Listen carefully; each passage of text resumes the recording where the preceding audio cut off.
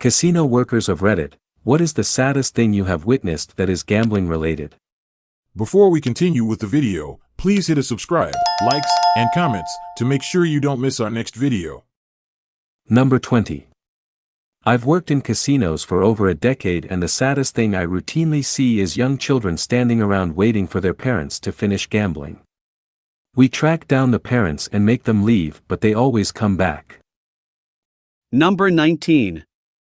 This thread has got so many depressing stories, and it's all because of the mindset people have when gambling. My dad taught me that when you go to a casino, you shouldn't be thinking about making money. You are there for entertainment, and that entertainment costs money. If you're lucky and wise, you can walk away slightly ahead or maybe just break even, but most times expect to walk out having paid money for the time in there. Not a terrible philosophy, in my opinion. Number 18. Calling the police due to a child locked in a hot car is a near daily occurrence. Old people on the floor so they don't have to go far from their slot machine. Old people dying at their machines. A grown man in a full-on toddler tantrum, laying on the ground flailing legs/arms, because he got cut off by the bar. Obvious prostitutes arguing that they are legitimate patrons. Number 17. I work in the hotel department of a casino. One of our regular guests is this Indian guy and his wife, who come to play the slots every week. One night the wife had to use the bathroom, but didn't want to give up her machine. She couldn't find anyone to keep watch of it for her, so she shit her pants in the casino and just kept playing. Number 16. I never worked at a casino, but I lived in Vegas where they have slot machines inside the convenience stores. I went into a Circle K, IIRC, at about 10 a.m. before going to work. I saw a woman going hard at the slot machine with 3 kids running around in her orbit. I went back to the same Circle K after my shift, about 8 hours later. She was there, going at the same slot machine. The kids were asleep in the seats next to her. I can't say she was there the whole time, but it was pretty sad nonetheless. Number 15. My main contracts in the security industry are gaming rooms. Sports bar in back for race betting, 60 pokey, slots, machines in front. Literally working in one now, and I have a metric of sad I see daily. As I'm on the job, I'll chuck a few down and expand on them when I can. Elderly man gambling hard enough to forget his meds has a heart attack. Many dead-eyed junkies dropping panhandled cash to win more for drugs. Debt-related assaults had 2 stabbings in a month on site. Drug overdoses when those junkies I mentioned come back for more. Up to about 19 or so in 8 years on this particular contract alone. Daily police calls to chase up parents of kids running around the back alley entrance. We tried and tracked them down in here, they ignored us and kept pushing the buttons. Got a ban wall like the Sistine Chapel due to this. Elderly patrons who genuinely have nothing better to do and are just starved of attention. Same people, every night, 4 hours on end. Most are lovely. Problem gamblers. One bloke I've banned from here 7 times now, always back on the day the ban expires. Upper management apathy. As long as their genitals are covered and they got a 20 in their hand, all are welcome. This was recently rectified when a previously banned problem patron beat the shit out of a female staff member and I re-educated him. Tried to pin the whole thing on me, too. We'll expand on ones if asked. In my opinion, gaming rooms should be shut down and only have a large central casino instead. These bloody things destroy lives. Number 14. A dude wearing diapers. A woman spending more than 24H at the same machine, spending 17K when the maximum win for that machine was 6K. Number 13. I worked in a casino for over 5 years in the cage, where you bring your tickets or chips to get cash. The saddest event that ever happened at the casino I worked at was by far a suicide. An older couple had spent hours at the casino and spent what the wife thought was a reasonable amount of money. As they were leaving, the wife had to go to the restroom and the husband proceeded out to the parking lot to get the car. Or at least, that's what his wife thought. The husband went out to the car, grabbed a jerrycan filled with fuel and doused himself. He got in the car and lit himself on fire. His wife came out to find the car and her husband in flames. He didn't survive. Number 12. Babies and kids left locked in the car out in the parking lot at 3 a.m. Happened a lot. Cops dragging the parents away from the table while they scream to get back to the table. It's an addiction. A middle-aged successful couple comes in with a bunch of friends and gets introduced to gambling. The first night they hit it big and walk out with a few $100 or so. The next weekend they try it again and get hosed.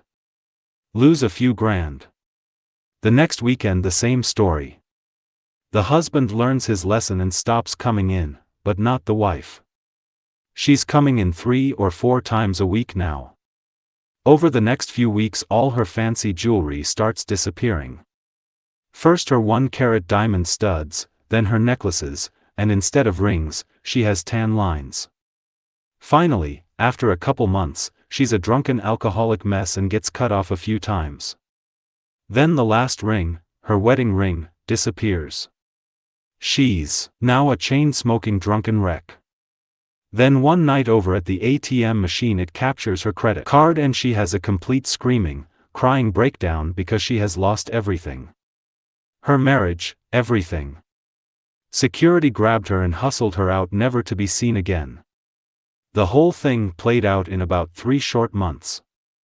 Gamblers are addicts and it's a real thing. Either you are or you aren't. If you are, get help. Oh, and one more tale, a regular gambler couple meets at my blackjack table.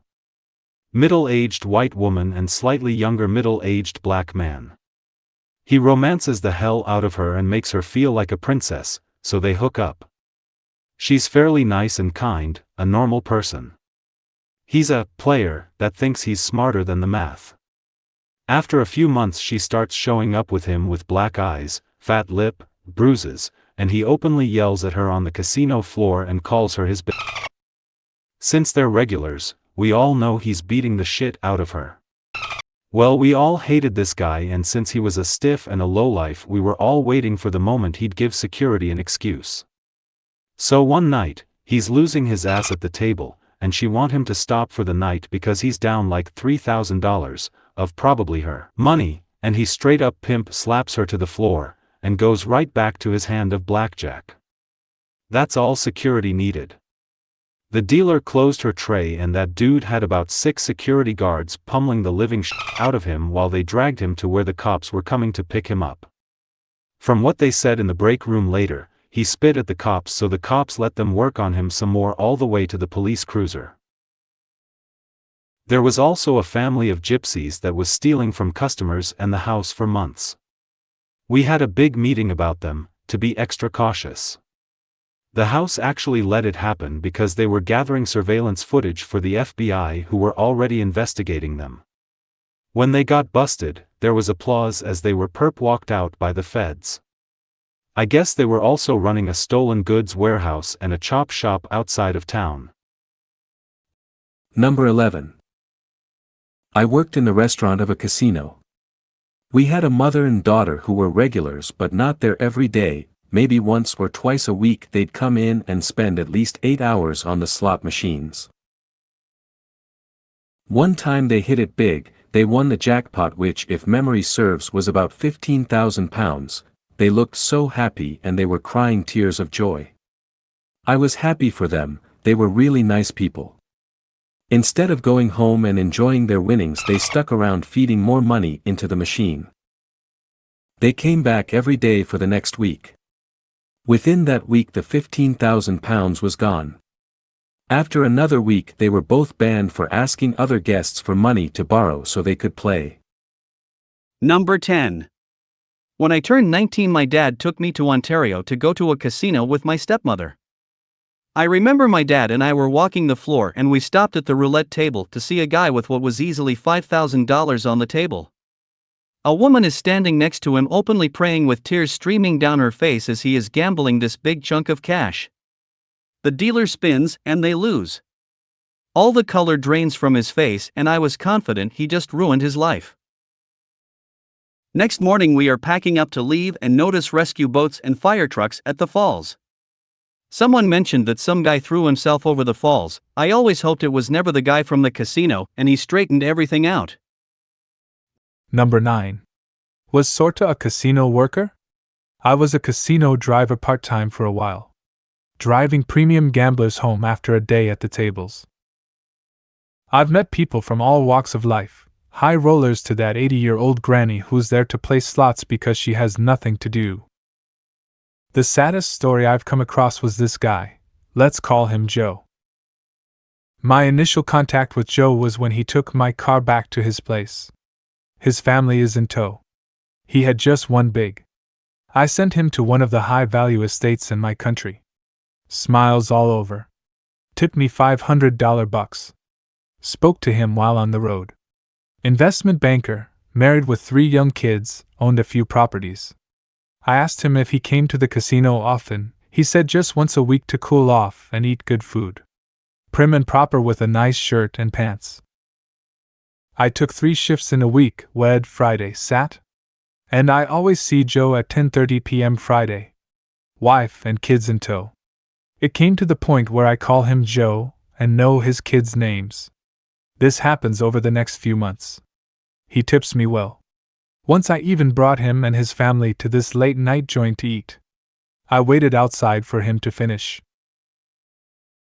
Something changes after the first few months. I still see Joe, but family no longer in tow. He's alone. The kids are sick. Or the wife is over at the mom's. Send me to XXX estate, he says. That's not the original estate that he was living in. I reach and see his wife waiting outside the house. I let him down and drove off. No tips. The next few months is more of the same. The estates that he lives in gets worse and worse. I saw the wife once, and she glares at me. From a huge mansion to a small apartment complex. One day, my friend calls in sick. Asks me to take this shift on Thursday. Get there by 8:30 p.m. It's chill. You literally go in and do jack shit as there's low traffic on the floor. When I reach, I see the hottie that works there. Stop to be all cool and was smoking halfway with her when I bump into Joe. We make light conversation. He's here to cool off after an argument with his wife. Okay bro, good luck. A few hours of playing FIFA, I get called by my manager. There's a guy out there. It's 4:30 a.m. I walk out to the car. And it's Joe. He had been gambling since 8:30 p.m. He's drunk as fuck. A security guard is holding him up. He got angry at a bad deal and threatened the dealer. I scanned his casino card. It was suspended. He lost his premium chauffeur services. I called my manager. He told security to call a cab. I said nah, let him chill in the break room. I'll cab him back. My manager says that's not allowed. After some back and forth, my manager says fine. The security guy tells me, this is not the first time. In the cab, he's still drunk as fuck. There was a vomit smell in the air. He breaks down. He's broken. I tell him to stop gambling. He says he will win it all back. The cab stops. No wife outside. He's too drunk to get to his flat. I carry him up. I realized it was a rental flat. No sight of kids, no sight of wife. The place is in a mess. I put him in bed and got out. I never saw Joe again. If you have a family member who you suspect has a gambling addiction, get them help ASAP. Number 8. Well, recently in the Philippines, there was a man addicted to gambling and had gambled so much his wife left him with his children, and he had some bad debts with the wrong people, so he tried to settle it. He went into Manila's biggest casino and started setting the game tables on fire and tried to grab over 1 million pesos worth of chips. I know it's stupid, roughly about $20,000. After realizing he was caught and no way out, he went into one of the hotel rooms and set himself on fire. taking multiple people with him due to smoke inhalation. It's just sad, really. He was so addicted to gambling. His friends and family say that he actually won big games, $10,000 games / 500,000 pesos games, but he was never content. Edit, sources from mom's friends who was working there that night, who was luckily evacuated before the situation got out of hand. Number 7. I was dealing blackjack one day, only one guy at my table. Looked to be about 45 to 50. We had been playing for a while, and the poor guy couldn't win to save his life. He was playing right, splitting 8s and aces, staying on 17ths, the whole 9. One hand I have an ace up, and open insurance. He looks at me, his nose a little red and his eyes wet. "Are you all right, sir?" He broke down crying. The poor dude had just lost his wife to his gambling addiction earlier that day. She couldn't take it anymore. I tried to console him. "We have a program at my casino that will limit your gambling to help your addiction." He cheered up, and later visited to thank me, saying he got his wife back and turned his life around. Number 6. I am a developer for an online casino. Once we had someone who hit it big in one single night, winning almost every hand, so much so that we were called in to investigate if there was some sort of cheating, but we found nothing. So we just put it down as luck, amazing, unbelievable luck. It was a woman from the US, she had won something like $1 million USD. For the next week we watched the inevitable happen. She gambled it all away. I wished I could have picked up a phone, called her and told her to stop. We had run the numbers over and over. She would never be as lucky as she was that one time. She lost it all, and closed her account. Number 5. The saddest thing I've witnessed was this young man gambling away his money in hopes of buying medicine for his daughter, who was extremely ill. After he lost most of it, he left. On my way to my car after work, I saw the man pretty much breaking down, sobbing by himself. Number 4. Not a casino worker, but I do remember a story that I still think about to this day. I was in Niagara Falls many years ago, Canada, and started playing blackjack at a cheaper table, $5 minimum. Played for a while and started doing well. Another player joined in. He had a mental impairment that I can't pinpoint. He was friendly enough, and said his goal was to get a comped breakfast. For those who don't know, if you have a membership card to the casino, you can usually earn points towards free stuff while you play games. The table starts hitting a nice streak. House busts quite a bit, and we're all profiting. At this point, the new guy earned himself about $100. We joke with him that now he can buy us all breakfast, that sort of thing. More time passes and he's betting table max now. I believe he was up past $800 or so. I was also happily up a few hundred as well. We start to get a bit of a crowd and he asks the dealer if he has enough points for a free breakfast now. We all laugh, but turns out he was dead serious. The dealer asks the pit boss, who replies, "Not yet," with a smile. Well, as luck usually works, the table starts losing. Buddy is still betting max and falling fast. He keeps asking if he earned his breakfast yet. We're all starting to insist that he could walk away now and buy himself the best breakfast in town many times over, but he was completely focused on getting this one comped breakfast. Every time he asked, the pit boss just kept saying, "Nope. Not yet." Even the dealer at one point was politely suggesting that the pit boss just ring it up. You could tell something wasn't quite right with the guy at the table, and it really started feeling cruel, you know? Anyway, the guy ends up losing it all. The crowd that formed to watch were sort of in disbelief, and the last time he asks the pit boss if he earned his breakfast, the guy looks over, sees that he's out of money and says, "Yep. You just earned your breakfast. Congratulations." The player was happy that he won the breakfast, but none of us were even sure he understood what he lost to make it. I left the table as soon as that happened, rather furious that the pit boss was that heartless. I realize it's a business, but come on. I rarely play blackjack anymore and I never went back to that casino. Number 3. Been a poker dealer for 12 years. I've seen many super cool people start out playing for fun and watched them get addicted and turn into miserable human beings. The worst for me, though, is a customer who has a wife with Alzheimer's. He's verbally abusive to her and I even saw him shove her once. She constantly wanders off and gets lost, and when security returns he yells at her and calls her things like "stupid idiot" for getting lost.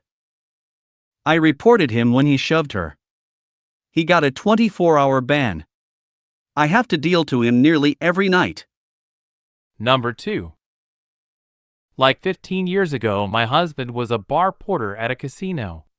He would buzz his cart around for everyone in the middle of the night and get off in the morning.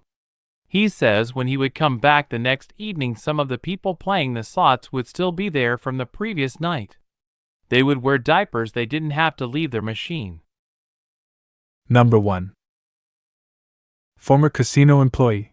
I saw a man come in on his 50th birthday with his kids. They ate at the buffet and then sat down at a machine. The man put a 100 in the machine, spun twice, but a 50K jackpot and had a heart attack and died. We tried to resuscitate but it didn't work. Did the casino give the kids the $50,000? Legally, the money belongs to the man. The moment the jackpot triggers, it goes to whoever pushed the button or pulled the lever. However, in instances like this, the money is held for up to 1 year for the next of kin to claim. So, short answer, yes. Thank you for watching. If you like to watch more of these videos, please leave a thumbs up, comment, subscribe, and don't forget to share to your friends and family. I'll see you in the next video.